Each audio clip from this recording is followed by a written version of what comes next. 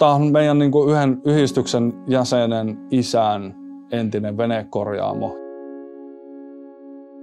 Me aiotaan tehdä tästä tämmöinen kuntouttavan työtoiminnan mediatalokokonaisuus.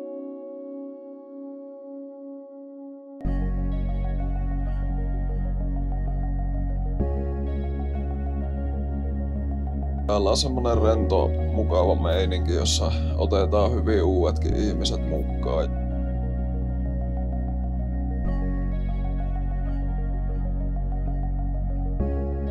Meitä on niin monta erilaista tyyppiä samassa talossa ja silti me kaikki ollaan samojen projektien ja myös samaan aikaan eri projektien äärellä.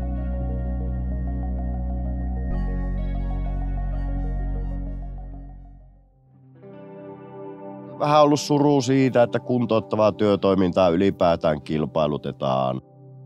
Kyllähän mä huolissaan siitä on. Tämä hyvinvointialueuudistus kautta sote-uudistusjuttu niin kuin sillä mietityttää tässä.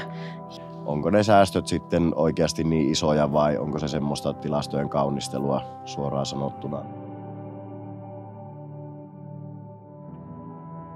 On tässä toki se, että miten meidän nuorten käy. Ihan kaikki tämä, mitä mä oon saanut aikaan, niin vedettäisiin multa poissa.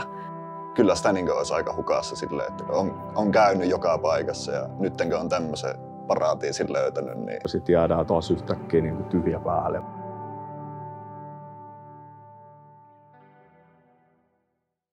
Viimeinkin on löytynyt tämmöinen paikka, jossa tykkää käydä, kun se ei itselle mitenkään helppoa ole. Ja sitten kuulee tästä, että jälleen kerran tuolta niin sanotusti ylemmältä portaalta tulee vaikeuksia näiden asioiden kanssa. Ja näin, niin kyllä mun mielestä siinä vähän mietityttää, että ajatteleeko nämä päättäjät oikeasti nuorten hyvää, kun alkaa tämmöistä hommaa tekemään ja ajamaan eteenpäin.